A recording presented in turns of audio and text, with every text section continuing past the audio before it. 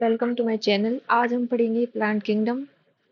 और हम लोग सबसे पहले इसी से शुरुआत कर रहे हैं। ये 11th की एनसीईआरटी है, क्योंकि जो एमएससी जूलॉजी वाले स्टूडेंट्स हैं, खासकर जो एमएससी जूलॉजी वाले स्टूडेंट्स हैं, तो मैं भी एमएससी जूलॉजी से की हूँ। तो क्या है कि हम लोगों को बॉटनी बिल्कुल भी नहीं आती है। इसका बेसिक भी नहीं आता है। तो मैंने सोचा कि क्यों ना सबसे पहले बेसिक से शुरुआत करते हैं, और एनसीईआरटी से बेस्ट कुछ भी नहीं है। तो इसलिए हम लोग जूलॉजी की तो जो जो टॉपिक्स है वो आसानी से कवर कर सकते हैं, ठीक है, क्लासेस के माध्यम से। लेकिन ये हमें खुद से कवर करना होगा, अलग से एफर्ट्स करने होंगे, क्योंकि बराबर आता है।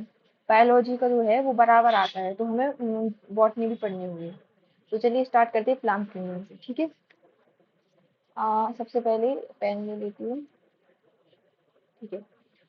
इसमें लिखा है, पिछले अध्याय में हमने विटकर 1969 द्वारा सुझावे गए प्रमुख वर्गों के विषय में पढ़ा था।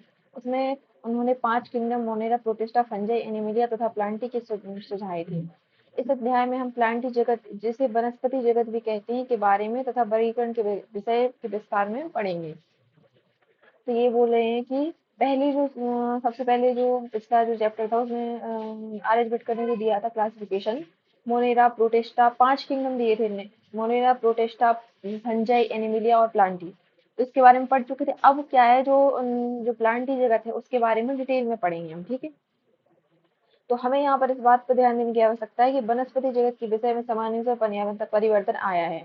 फंजाई, मोनेरा, प्रोटिस्टा वर्ग के सदस्य जिसमें कोशिका भित्ति होती है, प्लांटी वर्ग से निकाल दिए गए हैं। यद्यपि वे पहले दिए गए वर्गीकरण के अनुसार एक ही जगत में होते थे, इसलिए साइनोबैक्टीरिया, जिन्हें नीलहरित शैवाल कहते थे, अब शैवाल नहीं है।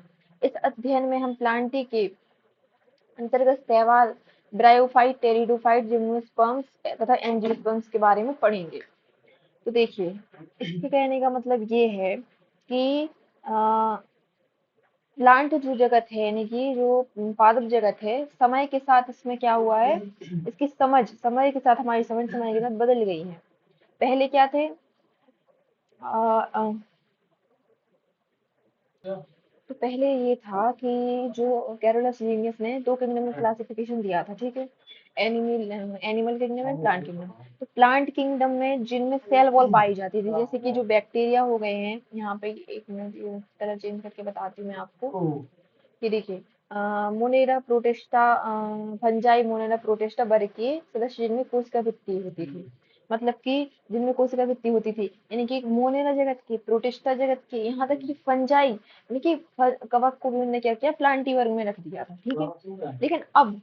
लेकिन अब वनस्पति जगत में कौन से शामिल है? अब वनस्पति जगत में क्या हुआ है कि शैवाल, ब्रायोफाइट, टेरिडोफाइट, जिम्नोस्पर्म्स, एंजियोस्पर्म्स, तो मतलब इनमें वर्गीकरण किया गया है। पहले वो जो है, ये क्वेश्चन आता है कि पहले सेल वॉल के बेस पर इन्होंने कोशिका भित्ति के बेस पर वर्गीकरण कर दिया था। लेकिन अब क्या हुआ है, इन्होंने शैवाल, ब्रायोफाइट, टेरिडोफाइट, जिम्नोस्पर्म्स, एंजियोस्पर्म्स, इनमें वर्गीकरण किया है। और अब ये चीज भी है कि शैवाल में क्या है, अब जो साइनोबैक्टीरिया नीलहरित शैवाल जो है, वो शैवाल नहीं है। ये नीलहरित शैवाल साइनोबैक्टीरिया अब रख दे गए हैं मोनेरा जगत में, ठीक है, क्योंकि एक कोशिकीय होते हैं। मोनेरा जगत में जो भी जीव है वो एक कोशिकीय प्रोकैरियोटिक जीव है, आपने पढ़ा होगा। तो एक कोशिकीय प्रोकैरियोटिक जीवों को नीलहरित शैवालों के इसमें रख दिया गया है।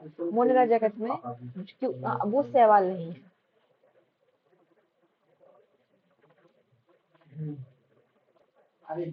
आओ इस तंत्र के को प्रभावित करने वाले बिंदुओं को समझने के लिए एंजियोस्पर्म्स के वर्गीकरण को देखें। पहले दिए वर्गीकरण में हम आकारिक गुणों जैसे प्रकृति, रंग, पत्तियों की संख्या तथा आकृति के आधार आदि पर वर्गीकरण करते थे। वे मुख्यतः कायिक गुणों अथवा पुमंग की रचना के आधार पर लीनियस ऐसे वर्गीकरण कृत्रिम थे, क्योंकि उन्होंने बहुत ही समीप वाले संबंध स्पीशीज को अलग कर दिया था। इसका कारण यह था कि वे बहुत ही कम गुणों पर आधारित थे। कृत्रिम वर्गीकरण में कायिक लैंगिक गुणों में समान मान्यता दी गई थी। यह अब स्वीकार्य नहीं है, क्योंकि हम जानते हैं कि कायिक गुणों प्राय पर्यावरण के अनुसार परिवर्तन हो जाता है।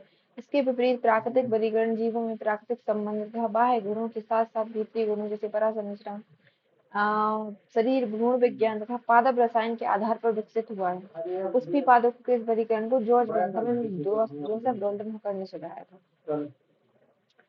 वर्तमान में हम जाति व्यक्ति सब पहले हम इसको पूरा पढ़ते हैं, फिर मैं आपको समझाती हूँ कि ये क्या हो रहा है, ठीक है। वर्तमान में हम जाति व्यक्ति वर्गीकरण तंत्र जो विभिन्न जीवों के विकासीय संबंध पर आधारित है को स्वीकार करते हैं। इससे यह पता लगता है कि समान टैक्सा के जीव के पूर्वज एक ही थे। अब वर्गीकरण कठिनाइयों को हल करने के लिए विभिन्न सूचनाओं जैसे अन्य स्रोत का उपयोग करते हैं। यह तब और कठिन हो जाता है उसके पक्ष में कोई भी जीवाश्म प्रमाण उपलब्ध न हो। संख्यात्मक वर्गीकरण जिसे अब सरलता से कंप्यूटरीकृत किया जा सकता है, अब सभी अवलोकनीय गुणों पर आधारित है। सजीवों के सभी गुणों को एक नंबर एक कोड दिया गया है और इसके बाद इसे प्रोसेस किया जाता है। इस प्रकार प्रत्येक गुण को समान महत्व दिया गया है। उसी समय सैकड़ों गुणों को ध्यान में रख सकते हैं। आजकल वर्गीकृत भ्रांतियों को दूर करने के लिए कोशिका वर्गीकृत की कोशिका विज्ञानी सूचना जैसे क्रोमोसोम की संख्या, रचना, व्यवहार, रसायन वर्गीकृत जो पादपों के रासायनिक कारकों का उपयोग करते हैं। ठीक है। सबसे पहले इसके कहने का अर्थ ये है कि हम इस तंत्र को किस प्रकार समझेंगे। अब जो नया तंत्र आया है, ठीक है, तो हम एंजियोस्पर्म्स के एग्जाम्पल से समझते हैं। इसमें इन्होंने देखो 3 तरह के वर्गीकरण का जिक्र किया है, कृत्रिम, प्राकृतिक, एक है जातीय। ठीक है। तो इनका मतलब ये है कि पहले जो वर्गीकरण था लिनियस के अनुसार कृत्रिम वर्गीकरण था, ये सबसे प्रारंभिक तंत्र था। आकारिकी के गुणों जैसे प्रकृति, रंग, पत्तियों, संख्या, यानी कि जो बाहरी गुण थे, प्रकृति, आकारिकी, उसकी प्रकृति, रंग, पत्तियों की संख्या, इस पर आधारित थी। कायिक और लैंगिक गुणों का उपयोग किया जाता था। कायक में बिना कायक गुण दिए थे अरस्तु ने, और लैंगिक इनकी पुमंग की रचना, ये लिखा है देखिए, पुमंग की रचना लीनियस के अनुसार थी। लेकिन अब क्या हुआ है, अब अब ये हुआ है कि अब ये प्राकृतिक वर्गीकरण आया है। पहले कृत्रिम वर्गीकरण था जिस बाहरी आकारिकी पे आधारित था, मतलब बहुत कम गुणों पे बेस्ड था। ठीक है। अब आया है प्राकृतिक वर्गीकरण। प्राकृतिक वर्गीकरण में ये हुआ है कि मतलब इसमें मानदंडों की संख्या बढ़ गई है और ज्यादा, मतलब और डीपली गुणों को लिया गया है। बाह्य गुण और भीतरी गुण दोनों को मिलाकर इसमें लिया गया है। भीतरी गुण में क्या क्या आ जाएंगे, जैसे कि परासंरचना, शरीर, भ्रूण विज्ञान, पादप रसायन के आधार पर विकसित हुआ है। ठीक है। और इसमें जीवों के जो प्राकृतिक संबंध है, प्राकृतिक संबंध उसके बेस पर इसका वर्गीकरण किया गया है। और ये वर्गीकरण किसने किया है, George Bentham and Joseph Dalton Hooker ने। तो ये पुराना जो वर्गीकरण था वो कृत्रिम वर्गीकरण था। सिंपल सी बात ये है, पहला जो वर्गीकरण था वो कृत्रिम था, लीनियस के अनुसार था। और क्या हुआ था उसमें कि उन्होंने बाहरी आकारिकी गुणों पर आधारित उन्होंने वर्गीकरण कर दिया था और कायिक और लैंगिक गुणों पर बेस्ड था। लेकिन अब जो वर्गीकरण है वो प्राकृतिक वर्गीकरण है। ये किया है बेंथम एंड हुकर ने, और ये परासंरचना, शरीर, भ्रूण विज्ञान और पादप रसायन के आधार पर विकसित हुआ है। ठीक है। और अब हम जो वर्तमान में, अब मतलब प्रेजेंट में हम कौन सा एक जाति, तीसरा वर्गीकरण तंत्र भी है। आप चाहे तो नोट बना सकते हैं कि एक वर्गीकरण तंत्र पहले कृत्रिम था, फिर प्राकृतिक, और अब एक जाति व्यक्ति वर्गीकरण तंत्र है। ठीक है। तो जाति व्यक्ति वर्गीकरण तंत्र में ये है कि जो विभिन्न जीवों के विकासीय संबंध, यानी कि अलग अलग जीवों के संबंध, उनका विकास किस प्रकार हुआ है, उससे जो संबंध है उनका, उस पर आधारित है। इसमें ये कहा गया है कि समान टैक्सा के जीव, मतलब जो समान टैक्सा के पूर्वज हुए हैं वो एक ही थे। जीवाश्मों का उपयोग किया जाता है, जीवाश्म प्रमाण, इसमें क्या है, जीवाश्मों का उपयोग किया जाता है। लेकिन क्या होता है, कभी कभी जीवाश्म प्रमाण नहीं मिलते हैं। इससे भी ये भी मतलब ऐसा नहीं था कि हाँ बिल्कुल ही सही हो। ठीक है। क्योंकि जीवाश्म प्रमाण नहीं मिलते हैं, कभी कुछ हो जाता है, कभी कुछ हो जाता है।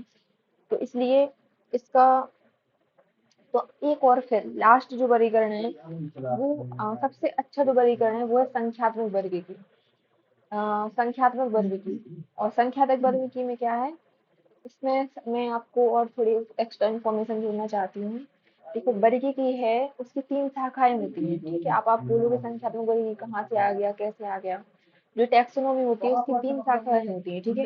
एक होती है कोशिकीय वर्गीकी, एक होती है रसायन वर्गीकी एंड संख्यात्मक वर्गीकी। ठीक है।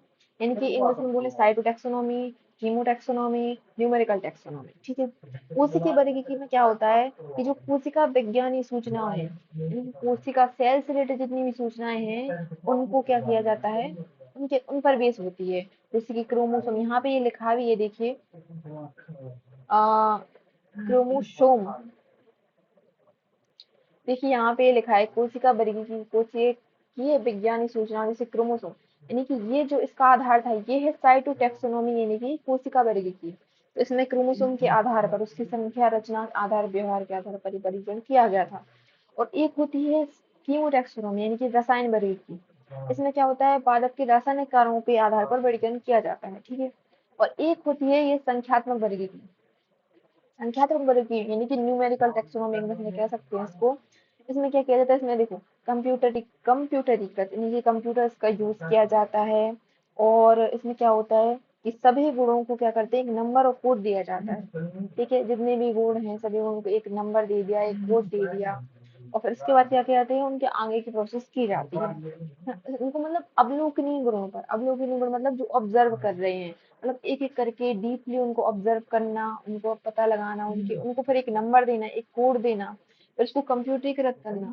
और फिर ये आजकल कंप्यूटर का सब कुछ जमाना हो गया है, तो जैसे किसी एक जीव को कोड दे दिया किसी पौधे को, तो उसका कोड ये है, उसका दे दिया। और बस अब उसको सर्च कर लिया और बस उसका उसके बारे में समझ जानकारी आपने जान ली, ठीक है। तो यहाँ से यहाँ तक का यही मतलब था। मैं आपको फिर उसे एक सारांश बता देती हूँ। तो हमने बस यही पढ़ा है यहाँ से यहाँ तक कि देखिए, पहले जो दो जगत थे उनमें क्या था कि पादप जगत में कोशिका भित्ति, यानी कोशिका भित्ति के आधार पर बैक्टीरिया, फंजाई, प्रोटिस्टा को एक जगत में रख दिया गया था। लेकिन अब नया वर्गीकरण आया है जो किसने दिया है, बेंथम एंड हुकर ने दिया है। शैवाल, bryophyte, pteridophyte, angiosperm, gymnosperms, and angiosperms, ठीक है। तो इसमें फिर हमने पढ़ा है वर्गीकरण तंत्र के बारे में। वर्गीकरण तंत्र तीन प्रकार के होते हैं, कृत्रिम, प्राकृतिक, जाति वित्तीय, ठीक है। कृत्रिम जो था सबसे पहले था, ये बाहरी आकृति पर आधारित था। प्राकृतिक जो वर्गीकरण था वो उसमें क्या था कि उसमें बाहरी और भीतरी गुण दोनों गुण थे, परासंरचना, शरीर, भ्रूण विज्ञान, ठीक है। और ये दिया था किसने, बेंथम एंड हुकर ने। और फिर एक जाति वित्तीय वर्गीकरण था, जिसमें क्या था, जिसमें समान टैक्सा के पूर्वज यानी कि पूर्वज एक ही थे, उनकी जीवाश्म के आधार पर वो वर्गीकरण किया गया था। के पश्चात हमने पढ़ी टैक्सोनॉमी की शाखाएं। टैक्सोनॉमी की तीन शाखाएं पढ़ी हमने, ठीक है। कोशिका वर्गीकी, रसायन वर्गीकी और संख्यात्मक वर्गीकी। कोशिका वर्गीकी में क्या था, कोशिकीय विज्ञान सूचनाएं, उसके क्रोमोसोम प्रवेश थी, ठीक है, क्रोमोसोम प्रवेश किया गया था वर्गीकरण। और रसायन वर्गीकी में रासायनिक कारकों पर। और संख्यात्मक वर्गीकी में कंप्यूटरीकृत यानी कि कोड दिया सबको, कोड दिया जाता है, फिर उसको आगे प्रोसेस किया जाता है, ठीक है। इतना ही पढ़ा है, ये इसका इंट्रोडक्शन है। अब हम पढ़ेंगे सवाल से, सवाल हम करेंगे नेक्स्ट वीडियो में स्टार्ट। अगर आपको इतना भी, आप कुछ भी समझ में आया हो या कहीं पे भी आपको कोई दिक्कत लगी हो, मैं पहली बार ऐसा कर रही हूँ कि मैं साथ में पढ़ रही हूँ, मैंने सोचा मैं पढ़ रही हूँ तो क्यों ना साथ में अगर किसी की कुछ हेल्प हो जाए या फिर साथ में आपका मन लग जाए, कुछ भी हो, तो मैंने सोचा कि चलो मैं आपकी भी हेल्प कर देती हूँ इसमें। तो अगर आप कहीं भी कुछ कमी लगे या फिर कुछ भी हो तो आप मुझे कमेंट कीजिएगा। अगर आपको जरा भी वीडियो में कहीं भी लगे कि मुझे ये समझ में नहीं आया तो आप मुझे बताइएगा। और आपको अगर वीडियो पसंद आया हो तो आप लाइक कीजिए, सब्सक्राइब कीजिए। Thank you very much.